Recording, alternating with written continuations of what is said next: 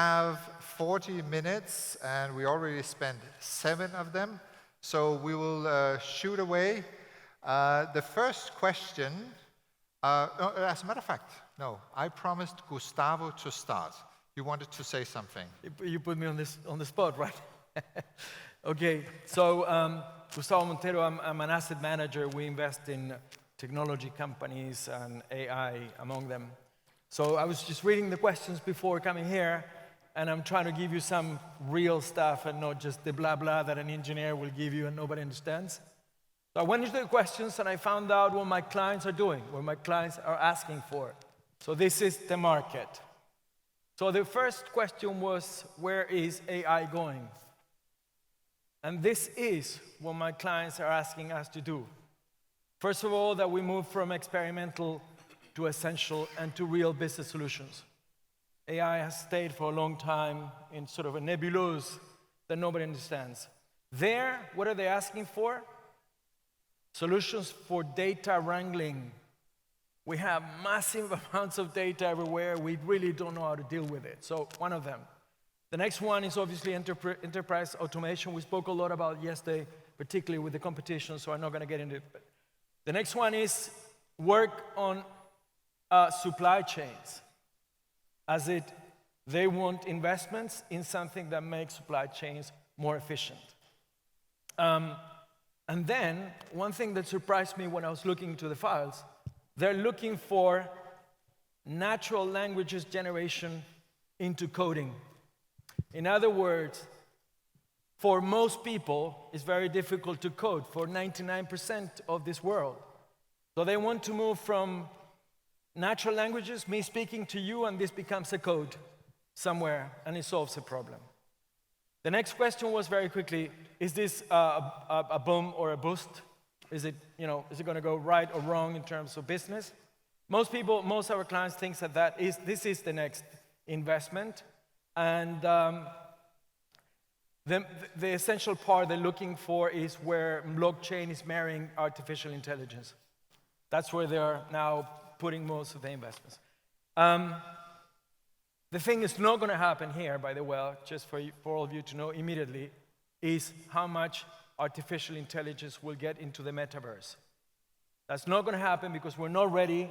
We don't have the engineering to do it. And anybody that tells you that we're going to take an avatar and go and buy a McDonald's next month is not going to happen. It's going to take a long time. And then the last point, and very quickly, is there anything sort of delaying the development of artificial intelligence? And this was interesting on what my clients are saying. They're looking for artificial intelligence that inspires trust. In other words, artificial intelligence right now does not necessarily inspire trust. Then, they're very concerned about which responsibilities we will give to artificial intelligence. In other words, how much you let artificial intelligence run your life or your business. And the last one, which was really surprising to me, but someone mentioned it in the prior conversation, is which professions will be disappearing because of artificial intelligence. We spoke about that. Anyway, so this information comes from the market directly, all right? Mm-hmm. So that's my initial point. Amazing. That was a good kickstart with some real examples of your getting feedback from your client. That's very good. The next question I would like to ask Viz. And this is a good segue actually to the next question. What role do regulators have to play in the development and deployment of AI? What do they need to look out for? Good afternoon, everyone. Honestly speaking, I think the regulators, for once, actually, I believe, and push for the regulators when it comes to AI because information is everywhere now. And as you can see, when it comes to data ethics and the AI, in terms of the thought process, the algorithms that are being entered, is there bias? Is there gender control in the selection? Regulators truly have to get involved and say, where are we going with this? Who's on the panel or who's on the decision making? It cannot be a team of all men, for example. It has to be mixed. You cannot go and take an AI from another country and implement it in your own. You have to truly build it from within.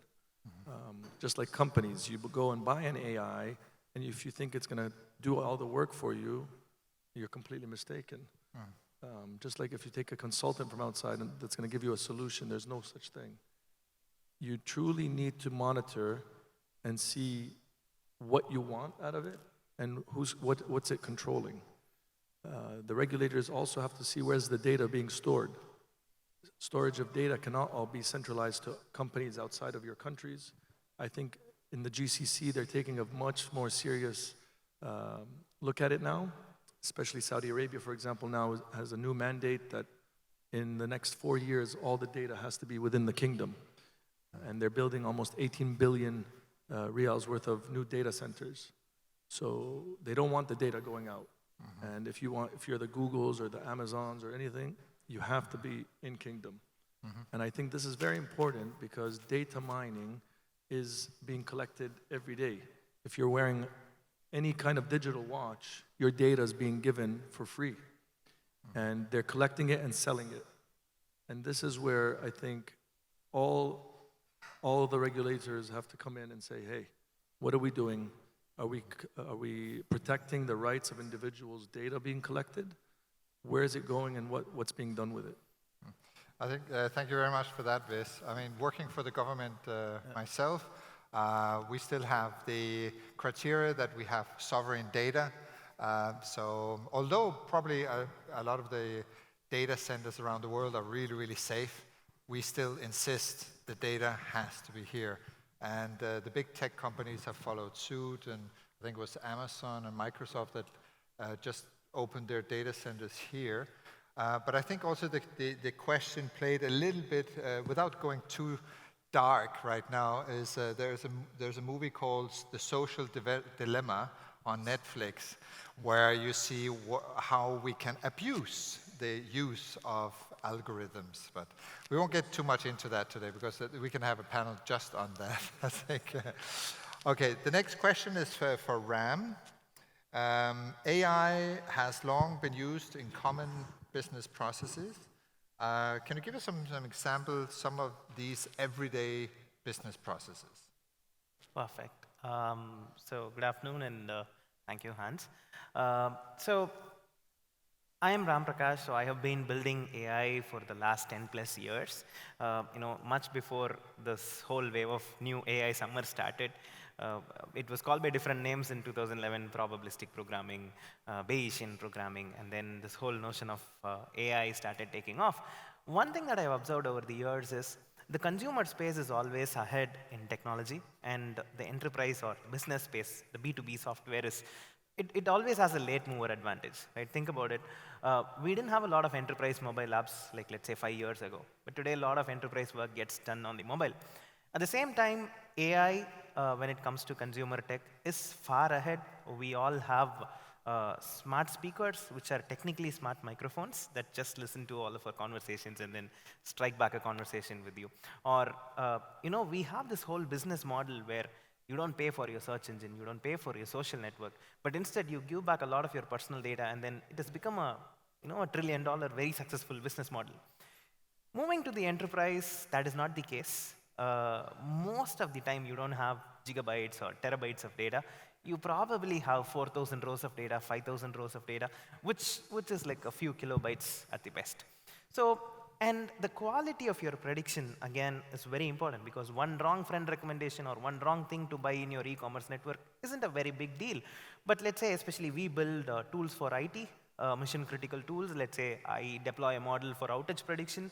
One wrong outage prediction is going to ask people to turn this AI system off. In fact, we faced it. The first AI feature we launched was an outage prediction module. 15 days later, the first inquiry that came in was, hey, how do I turn this off? Because the business has been building around that process for like years together. We were retrofitting AI into a tool that was existing for the last decade, and engineers who have worked on the same systems over years. And also there was a neat hierarchy. right? Let's say I'm going to accept a friend request on social network. I'm not answering or I'm not answerable to anybody. But let's say I'm adding more servers because an outage was predicted in my IT system. Then I'm answerable to my boss. It gets logged. I am answerable to my teams. So basically, we have moved from process automation to decision automation in business. Now, this decision automation has to be a process-driven one because there is a hierarchy, there is a workflow. Now, one place where we see is there's a lot of explainable AI coming in. In fact, our AI usage went up by 76% after we started adding explanations wherever possible to our predictions. And interestingly, the name of our host today is Hans. So I hope, in case you didn't know the clever Hans story, there is this horse from Germany, right? I think it happened in the ancient times. The word was out that this horse started doing mathematics, right? So mathematicians from all over the world flew into Germany, and when you ask the horse what is 1 plus 3, it would tap its leg 4 times. When you ask it what is 2 multiplied by 3, it would tap it 6 times. So apparently people were shocked, and how is this horse able to do all the mathematics?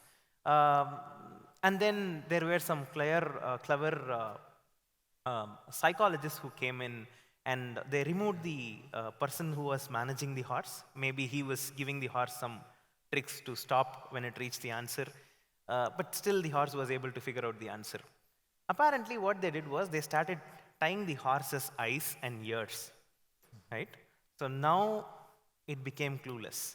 So it so happened that the horse started observing its surroundings, and when you ask what is 2 multiplied by 3, when the answer is closer to 6, it looks at the changes in the people's faces around, not just its owner, but everybody around, and then it just stopped there. So today's AI is more like that. It is a very correlation-first AI. I see a lot of business processes where there is causation that is necessary, especially in IT systems. Let's say I'm predicting this outage. Why am I predicting it? I am predicting that this file is a malware. Why am I doing it? Because the last time this happened. So we see a lot of business processes and a lot of investments going towards a causation-first AI that works on very little data, because enterprise might not be able to afford the huge data sets that the consumer space is affording. So basically, I see this as automation, decision automation in whatever domain you are, whatever area of expertise, what your business is. I see decision automation coming in with a tinge of causation and low training data required to train the model. That would be my points. Excellent. I think we have a comment from your side, Wes? To add on top of that, I think AI, as a use case, I can tell you, for example, even in the construction industry today, in safety, it's taken a big toll, and it's helped a lot in assessing for example, all the labor at one time. What's their body temperatures? What's the heat index? If someone is dehydrated, you can be monitoring them from your office. 5,000 people, 6,000 people. I'm getting scared. You're looking at me all the time. Are you afraid I'm going to fall off the chair or something? No. And this is, I think, the real use case of AI, or even surveying and checking out the floor plans on your assessment. You don't need the human error factor anymore. It's very accurate, and it's taken really big impact. But at the same time, sometimes you may have the greatest technology in AI, and you cannot use it because the governments are not ready yet. For example, when it came to the e-invoices and scanning automatically, payments going through, you have it in your company, but your suppliers and everyone else doesn't. And then once the government starts to take in, that's when. So you can have the greatest technology, but it can't be implemented. That's sometimes some of the problems. But I can tell you, for example, now, even in Saudi, which I'm very familiar in, it's really picking up, and it's solving a big problem where there's not only millions, but hundreds of millions of dollars lost a year in the problem of invoicing. So I think this is another use case with the AI that they're really doing a great job in. As a matter of fact, it just made me think about one of our new visions. So I'm working for something called DTEC, Dubai Technology Entrepreneur Center, and we have a new vision called DTES, Dubai Technology Ecosystem. And what we're going to do going forward is we want to become the living lab of Dubai. And in doing so, we will create subgroups, sub-ecosystems, where we then will take government entities to help us in a steering group. And then for each ecosystem, we will have operators where we innovate, where we test products, but at the same time, we have the regulators in play. So that once something is ready to be deployed in the market, the regulation is following suit, which we all know has not happened in the past. With crypto is another example where it took years, and so on. And so I think there's a need for that. Gustavo, you want to? I just wanted to comment on the regulation. Again, I'd like to go back there because I think it's key. We live this, obviously, in the blockchain environment and in the cryptocurrency environment. We're not regulated, and it is a problem, I believe. But in the case of IE, I think is more critical because some of the functions that we used to do be done by humans, like medicine and doctors, are now going to be done by machines. So the regulatory environment needs to be up to speed there, because if the machine made a mistake in an operating room, who are you going to sue? The machine and put it in jail? It's essential that we have that very clear before we move forward, particularly in sectors such as health. Other ones are not as critical, but I think that one needs immediate regulation because we're already using some level of artificial intelligence in operating rooms, as we all know. Absolutely. That's just wanted to compliment. So, and the next, thank you for that, Gustavo. The next question is obviously something that's on the mind of many of the startups that are also here today, and it's directed to Sonali. And anyone else can then comment on that, because I think we are all investors and whatnot. So, Sonali, how do you evaluate AI startups or businesses as such? Right. So we typically use 2 or 3 metrics. The top one is whether your solution really needs an AI. Because if it's prediction-oriented or recommendation-oriented, do you really need AI, or a heuristic model would very well just serve the purpose? Whether your end user needs predictability or transparency more than intelligence. Because if it's the former, then maybe AI is not really going to generate the best solution for you. So what exactly you're doing is AI solving that purpose better than anything else, is what we analyze first in startups. The other thing is just the AI user fit. So while you might have a solution that's solving one of humanity's perennial problems, but that's not enough, because at the end of the day, whether you have analyzed what the adoption is going to be like, and so that's going to determine your product market fit. Because whether it's automation technologies or augmentation technology in AI, the product market fit has to be right. So in automation technology, are you targeting your end customer at the right level of hierarchy so that there are no joblessness fears, and so your product never moves from POC to adoption at all? In augmentation technology, have you really determined whether your end user has the capability of getting trained on this AI-human interaction that's going to make your AI work well? And is your UX rich enough or capable enough to make this easier for the end user? So this sort of AI user fit, I think, is so important for startups to work well in the long run. And the third thing is where AI is being used to completely replace the current models. So, like what Gustavo just said about medical technologies. So deep learning being used to generate novel medical diagnosis. So while deep learning is currently being used, FDA has actually approved certain AI algorithms to be used in medicine, etc. in such so there is a lot of benefit for such technologies, but what are the risk management structures that the startup is putting in place is what we ask in these in these type of startups. So these are the three things I would say that we look at to really gauge whether we want to invest in such a startup or not. Excellent. Thank you so much. You wanted to comment on that or add to that? Yeah.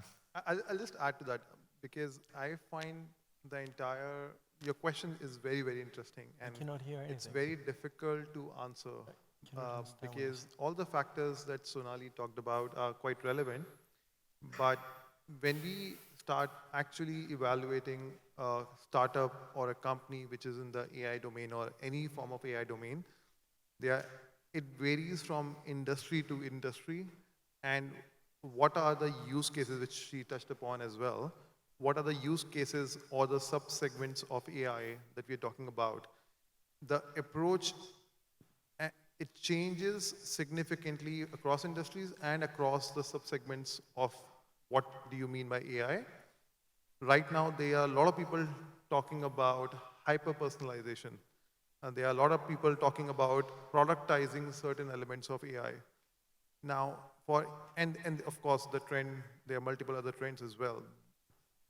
But the key to remember is that, unfortunately, there is no AI to evaluate AI. That's a real challenge in the VC industry, and people are using their best guesses to evaluate AI. Okay. I guess the next question, I guess Chirag and Sonali would also look at this.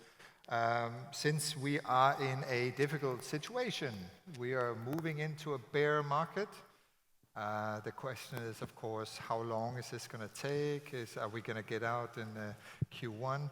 So what's your investment strategy, especially pertaining to AI-related investment opportunities? There's diverging opinion here. That's good. Should we start with Sonali and then you comment on that, Ashra? Okay. So I think AI is not a new phenomena. You know, it's been there since 1950s and it has had its winters as well. But one thing that has been constant is the regular advancements. Because at the moment where AI stands, it can handle much wider tasks. The data has almost exploded. There are no predetermined set of rules. The algorithms are not simple anymore. So there's this innate intelligence that is expected out of AI right now, rather than learned intelligence.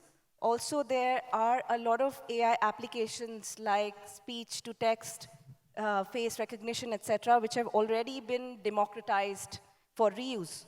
So given that, I think the bear market doesn't affect our AI investments at all. It's just that we are just going to look deeper, analyze the startups on those three things that I mentioned before, much more rigorously. I'd just like you to know that I deal with the markets every day. There's no such a thing as a bear market. It doesn't exist. What only happens is that economic resources move from one industry to the next. Ironically speaking, if you wanted to have a great investment today, invest in any company that is producing tanks or airplanes to go to war. That's a great market today. I don't do it, but it's a reality. So it's just a question of where do you put the line and what are you trying to achieve at the end of the day. As you very well said, face recognition and things of that sort that are used via AI today are great investments because we're moving into a totally secure or securitary world. That's where we're going to. So really there is no bear market. It's just where is the market going to, and that's where your investments have to follow. Same thing is for AI. But surely you would agree, I think that, first of all, that was an excellent, fresh take on the otherwise rather gloomy, trends that we are hearing in the market. Or what was I going to say? But surely you see that we kind of need to have a reset, especially on the valuations. You don't think so? No. You will see some companies' valuations going skyrocket high. I mean, try to invest in a company making tanks now to go to Ukraine. As cynical as it sounds, that's where the money is right now. The military, complex of companies, including everything that goes with AI in it. So really, no, I don't think so. I think that in every market situation where you have huge losers, you have massive winners at the same time. And just to give you an example, we manage crypto assets. Last week, as all the crypto assets were crashing, one of our strategies, the mining rig, the same day everything was crashing, was giving 50% return per year. It's just a different strategy. Money is moved from there to there the same day. So, go ahead. Excellent. You want to say That's something? good. Okay, now we have nodding heads here. That's interesting. I don't know if we have time for questions later on, but maybe that's something, maybe there's somebody in the room who wants to challenge that. I think it's really refreshing. It's really nice. Now let's move on to the trends. I don't know if you want to take that. What trends are you observing when it comes to AI investments, particularly in this region here? There are three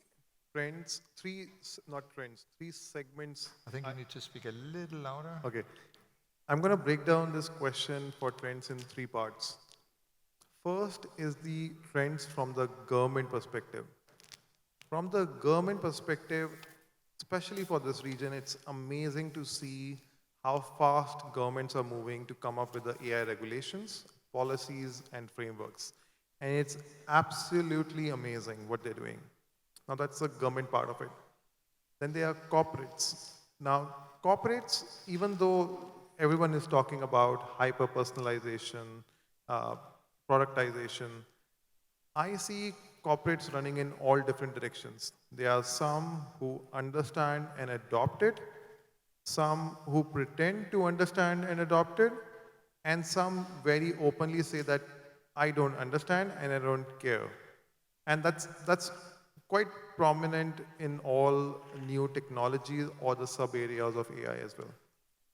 And then the trend is for the investors, VCs, private equity. They are, again, it's like a mixed feeling.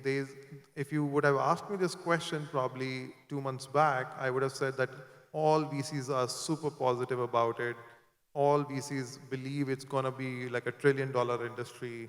All AI companies are going to grow and become like $1 trillion companies. But in the last 2 months, with the market corrections happening, so even though I hear Gustavo and I understand his perspective, a lot of VCs are also cascading the impact of the market on the AI companies.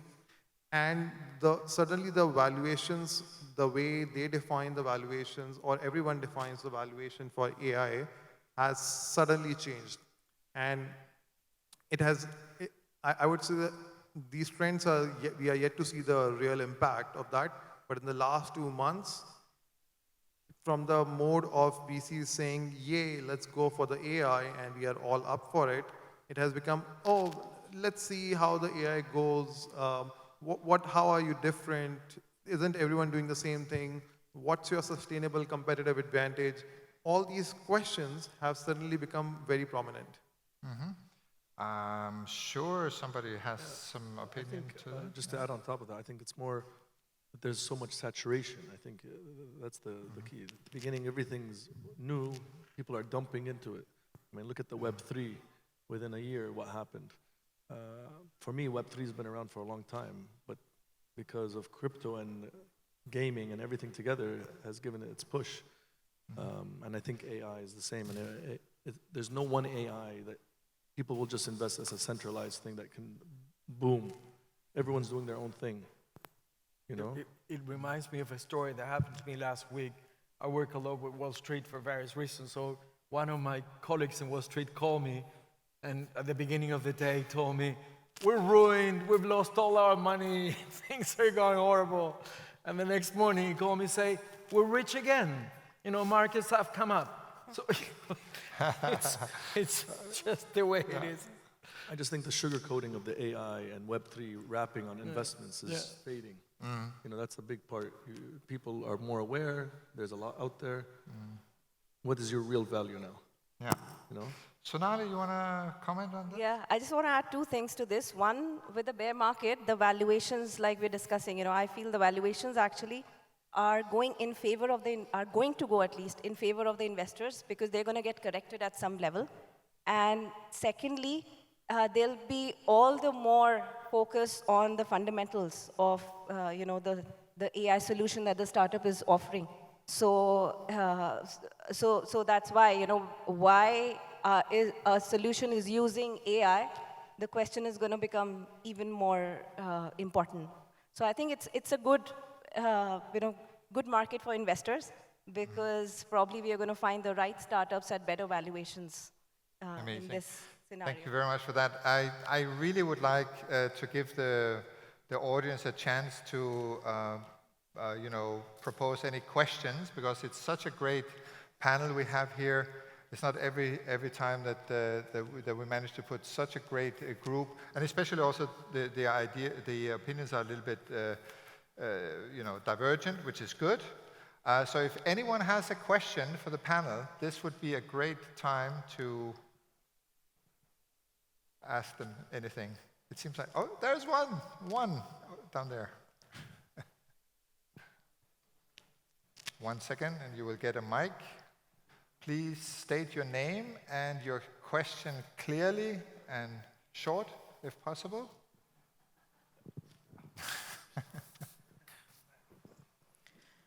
Hi, good afternoon, everyone. My name is Vaibhav. I just wanted to hear maybe one very interesting or exciting opportunity anyone within the panel would have seen this year, like which would be groundbreaking in terms of innovative. So. Okay. Does any of the panelists know of a Gustavo is shaking his head already. Okay, we'll let Gustavo go first then. I would just tell you, I mentioned it before, anything that has to do with natural languages into code. I'm not going to give you any names of the companies, otherwise my lawyers will sue me. But I can tell you that if you find serious companies doing natural language to code, that's going to have a massive valuation in the future. Why? Because all of a sudden we just got rid of engineers. All of a sudden, we don't need coders. We're going from speaking like that into a code that will tell us how to evacuate this room if we have a problem with fire. So I would say that look very carefully into that. It's coming up. When I was reading into my notes yesterday from my clients, it's coming up very strongly. Anything to do with natural language into code. Just adding to his, the DALL-E 3, which you should have seen, you can go say a sentence and it'll generate a digital art for you. Like let's say executives attending a AI conference, and then it'll paint something very similar. So yes, I would say that. And again, adding to that, multi-language, language mixing, different accents, sensing sarcasm. There is a lot going on in that area. Mm-hmm. And I think just a very simple application as well, just on that, conversational AI. So even that actually I would say hasn't been done as well yet. So even before we go into coding and stuff like that, even conversational AI is something that I think great applications of that would be amazing. Chirag, you have some? I'll take this into a different direction because all the AI that you're talking about is, it's very normally, it's going to hit the market in the urban markets very soon. I'm going to talk about the rural areas. There's a lot of amazing AI coming up for the safety and security for tier 2, tier 3 cities. And if you start talking about construction tech, Industry 4.0, these two places, there is so much happening in the AI industry that it just blows up my mind. And the problems that they are solving over there are actually changing the lives and changing how we all are going to operate or live our lives. Just to add on, because I'm focused on construction, and I can tell you there's so much happening in the sense that we will be able to replace, for example, even internally with our own AI that we're working on, instead of auditing 5% of our transactions, not necessarily financial, but even from quality perspective, safety perspective, cost control perspective, we will be able to audit, for example, 100%, right? And that's purely AI with decision making. Same thing in HR. You can replace your HR when it comes to manpower control and timesheets. We were actually ahead maybe 10 years ago when we first did facial recognition for all our labor, 5,000 to 10,000 people. It was illegal, actually. We had to still, even though we had facial recognition, the government did not accept unless someone signed manually. Where today, it is 100% accepted, and we can avoid all the middlemen that had to go out and sign and do everything. So I think technology and governments are really merging together, and it's allowing us to truly leapfrog, especially in construction, which is it's an economy on its own, you know. Amazing. Now, I also have an example I want to bring up. Apart from this year, we've done 4 investments, and we have, and almost all of them have some algorithm in there somewhere. There's one that we're looking at that's joined our sandbox called DistiChain, which has the potential to disrupt the logistic chain, the shipping and everything, which really you can save tons of money. Another one I really want to mention, which it's really in early stage, but if they're successful, I think it could be immensely disruptive. We all know of what has happened the past couple of years. Suicide rates are going up, people are getting depressed, and they have some algorithm. I know it sounds crazy, but they have some kind of algorithm that will help you on their app to make you happy. Yeah, I know. So it sounds really crazy, but I have a hard time myself to believe in it. But it has some way of understanding the person that's then doing different things on this app. You can do meditation, you can do different things. The company is called Sincera. It's a Russian company or Ukrainian company, I think. And it really has amazing traction. People are logging on, and the potential is that people, through using a few minutes, that was the bell, few minutes every day, can actually change your mood, so you get happy. The happiness app. Okay. Just to add on top of that, with health tech and AI, actually I stumbled into one investment that came to us, and they told us to try it from Malaysia. And he said, just record your voice for 1 minute. Say anything you want. Even if you're sick, or I was like trying to break it down as an engineer, trying to figure out. And in 1 minute voice recording, it went to them in Malaysia, it was broken down. The next day they gave me an assessment just based on your frequency of your voice on your health. And they were able to come back and say, even historically, some facts. And it was like almost 80 to 85% accurate. Amazing. So there's a lot out there that's happening. Yeah, so if it detects you're suicidal, you need to do something right now. Well, so I would like to thank my esteemed panelists for this great panel, this great discussion. We unfortunately just scratched the surface, of course. This is always the case. Thank you very much. Please, everybody, give them a warm applause.